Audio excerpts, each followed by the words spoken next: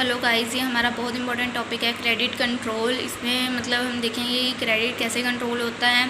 ये हमारा central bank का टॉपिक है, सेंट्रल बैंक चैप्टर है बैंकिंग में, उसका टॉपिक है हमारा ये। इसमें हम देखते हैं क्या कहा हुआ है। In the modern times the main function of central bank is to manage और control the monetary system of the country.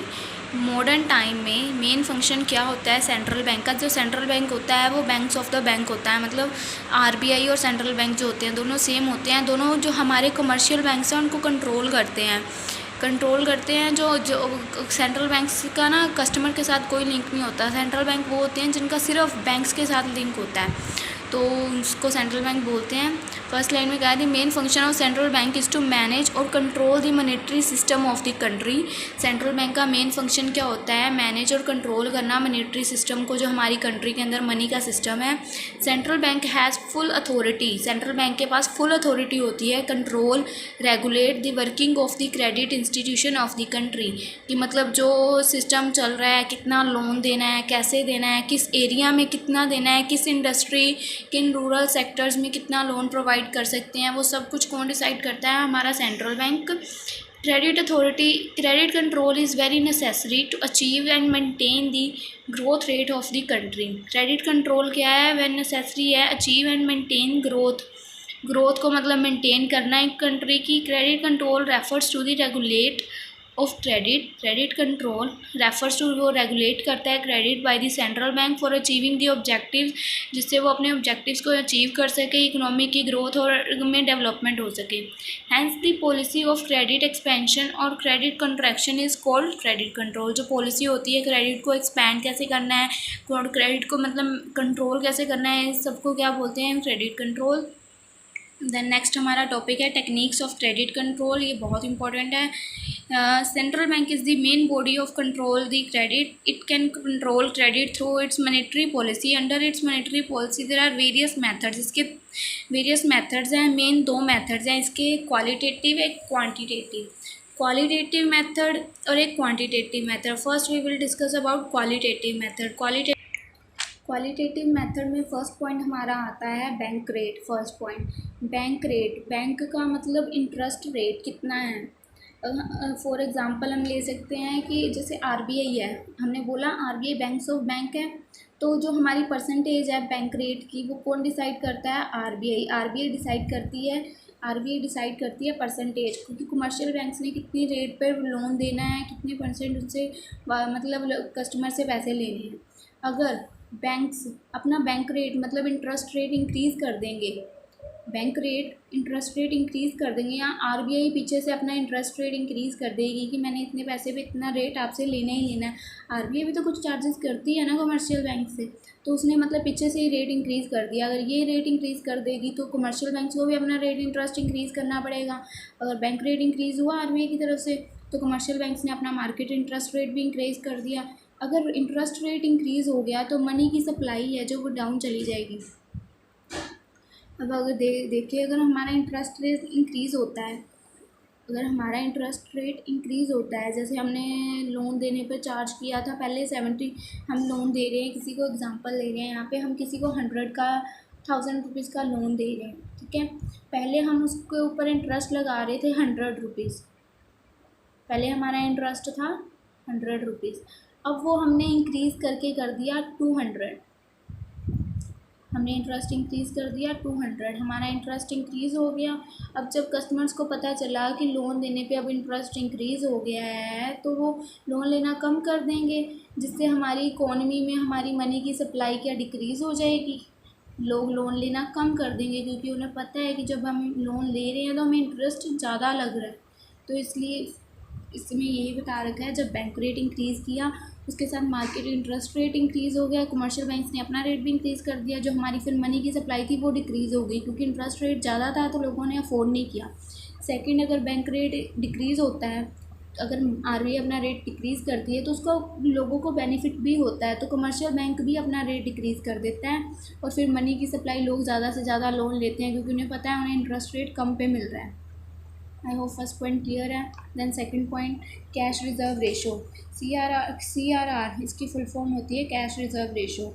इसमें क्या होता है, जैसे मैंने बैंक के पास 100 रुपीज़ डिपॉजिट करवाए तो उस बैंक के पास 100 रुपीज़ डिपॉजिट है। अब ये तो नहीं है कि बैंक 100 के 100 किसी को एज अ लोन दे देगा, नहीं। अगर बैंक अगर 100 के 100 एग्जांपल किसी को लोन दे देता है तो 2 दिन बाद जिसने पैसे डिपॉजिट करवाए थे वो वापस आता है, जी मेरे को वापस पैसे चाहिए, तो बैंक क्या करेगा? बैंक के पास तो अब कुछ भी नहीं है, बैंक खाली है। ठीक है, तो आरबीआई ने क्या किया, आरबीआई ने एक मतलब सीआरआर निकाला। उन्होंने कहा कि जो आपको पैसे डिपॉजिट होंगे उसमें से आप कुछ परसेंटेज एज अ सीआरआर निकाल के रखोगे, मतलब रिज़र्व करके रखोगे। अगर कोई इमरजेंसी में वो वापस लेने आता है तो आपके पास डिपॉजिट होना चाहिए इतना कि उसको आप वापस दे सको। तो उन्होंने सीआरआर की परसेंटेज एग्जाम्पल 10 ले लिया, अज्यूम किया। तो इसमें से अब वो 10 रुपीज़ अपने पास रिज़र्व करके रखेगा और अब उसके पास मैक्सिमम अमाउंट जो बचेगा 90 वो उसको एज अ लोन दे सकता है। ठीक है, और जो बैंक ये रिज़र्व करके रखता है ये उसको आरबीआई के पास रखना पड़ता है रिज़र्व करके। जो कैश रिज़र्व होता है वो आरबीआई के पास रहता है। सेकंड पॉइंट यही है, कैश रिज़र्व रेशो आरबीआई के पास रखते हैं। मिनिमम परसेंटेज ऑफ डिपॉजिट, जो हम अमाउंट मिनिमम डिपॉजिट कराते हैं, amount which commercial bank kept with RBI, जो हम मिनिमम अमाउंट डिपॉजिट कराते हैं उसका मिनिमम परसेंटेज वो आरबीआई के पास डिपॉजिट करवा देते हैं कमर्शियल बैंक। जैसे मैंने 1000 रुपीज़ डिपॉजिट करवाए, उसका 10% 100 रुपीज़ उसने आरबीआई को दे दिए, 900 उसने अपने पास रख लिया। अगर कोई लोन लेने आएगा तो वो इस 900 का यूज़ करेगा, 100 का नहीं। So if CRR cash reserve ratio increase कर दी, अगर ये रेशो बढ़ा के हम 10 से 20 कर दें तो फिर उसके पास ये जो लोन में देने के लिए पैसे हैं, मनी सप्लाई जो हमारी इकोनॉमी में एज अ लोन जानी थी वो कम हो जाएगी, 900 से 800 रह जाएगी, और जो आरबीआई के पास जाना है वो 200 मतलब बढ़ जाएंगे। वही है, अगर सीआरआर की रेट इंक्रीज़ होगी तो जो अमाउंट ऑफ डिपॉजिट मतलब जो उसके पास पैसे लेफ़्ट बचेंगे वो डिक्रीज़ हो जाएंगे, तो फिर ऑब्वियस बात है मनी सप्लाई भी इकोनॉमी में डिक्रीज़ हो जाएगी। ठीक है, और अगला इसका मतलब ऑपोजिट है, अगर सीआरआर डिक्रीज़ होता है, अगर सीआरआर हमारा डिक्रीज़ हो जाएगा मतलब 20 से 10 रह गया तो उसकी अमाउंट डिपॉजिट जो उसके पास बच जाएगी वो इंक्रीज़ हो जाएगी और मनी सप्लाई भी हमारी इंक्रीज़ हो जाएगी। Okay, then next point, statutory liquidity ratio. Statutory liquidity ratio क्या होता है, बैंक्स अपने पास रखते हैं, मतलब एक जैसे सीआरआर होता है वैसे ही एसएलआर भी होता है, बट इसमें क्या इन दोनों में डिफरेंस क्या होता है, जो सीआरआर होता है वो बैंक आरबीआई के पास रखता है, बैंक आरबीआई के पास रखता है, और एसएलआर होता है जो वो बैंक अपने पास रखता है। और जो एसएलआर होता है, जो सीआरआर होता है, इस पर बैंक को आरबीआई कोई इंटरेस्ट नहीं देता। ठीक है, और जो हमारा एसएलआर होता है, जो हमारा बैंक होता है, इसको कहीं पे लोन नहीं दे सकता बट इसको कहीं इन्वेस्ट कर सकता है जिसके ऊपर उसको इंटरेस्ट भी मिलता है। अगर कोई इन्वेस्ट करेगा उस पर उसको प्रॉफिट होएगा तो उसका प्रॉफिट है। एसएलआर होता है पर बैंक अपने पास ही रखता है। इसमें भी वही है, minimum percentage that the commercial bank need to maintain as liquidity example in the form of cash. Minimum percentage होती है जो कमर्शियल बैंक्स की उनको मेंटेन करनी होती है। जैसे अब एसएलआर की परसेंटेज इंक्रीज़ हो गई, मतलब उसने 100 में से अब 10 की जगह 20 अपने पास रखने हैं, तो उसके पास जो अवेलेबल डिपॉजिट है लोन देने के लिए वो डिक्रीज़ हो गया, मनी सप्लाई भी डिक्रीज़ हो गई। अब इसी का उल्टा, अगर एसएलआर कम हो रहा है तो डिपॉजिट उसके पास ज़्यादा देने के लिए तो मनी सप्लाई भी बढ़ जाएगी। नेक्स्ट है repo rate and reverse repo rate. Repo rate क्या होता है, जैसे आरबीआई ने परसेंटेज एक डिसाइड करती है कमर्शियल बैंक्स के लिए कि आपने इतनी परसेंट पे मतलब रेपो रेट होता है। रेपो रेट में क्या होता है कि जो बैंक्स छोटे छोटे कमर्शियल बैंक्स होते हैं ना वो आरबीआई को लोन देते हैं। रेपो रेट में जो छोटे छोटे बैंक्स होते हैं आरबीआई को लोन देते हैं। बैंक्स हमेशा हरी में रहते हैं कि जो उनको मतलब लोन कुछ अगर मतलब पैसे देने हैं तो वो आरबीआई को दें, क्योंकि उन्हें पता है कि वो सेफ़ हैंड्स हैं। अगर इनको वो पैसे देंगे इनके पैसे डूबेंगे नहीं फर्स्ट ऑफ ऑल, और इन्हें अच्छा खासा भी इंटरेस्ट भी मिल जाएगा। ठीक है, तो बैंक्स ज़्यादातर प्रेफर करते हैं कि उन्हें आरबीआई से पैसे देने में। ये एक शॉर्ट पीरियड लोन होता है जो हम आरबीआई को देते हैं। इसको हम रीपर्चेज रेट भी कहते हैं, as there is an repurchase agreement, इसको हम रीपर्चेज रेट भी कहते हैं। अगर हमारा रेपो रेट इंक्रीज़ होएगा तो अगर हमारा रेपो रेट इंक्रीज़ है मतलब तो हमारी मनी सप्लाई कम हो जाएगी। फॉर एग्ज़ाम्पल देखिए, रेपो रेट हमारा रिवर्स रेपो रेट, आरबीआई के पास ना हमने कमर्शियल बैंक ने अपने पैसे आरबीआई को डिपॉजिट करवाए, बदले में आरबीआई उसको कुछ परसेंटेज इंटरेस्ट देती है। कमर्शियल बैंक्स ने अपने पैसे आरबीआई को दिए, आरबीआई उसके बदले में कुछ रेट ऑफ इंटरेस्ट देगी। It is the rate at which RBI accept deposit from commercial bank. ये एक ऐसा रेट है जिसमें आरबीआई डिपॉजिट एक्सेप्ट करती है कमर्शियल बैंक से।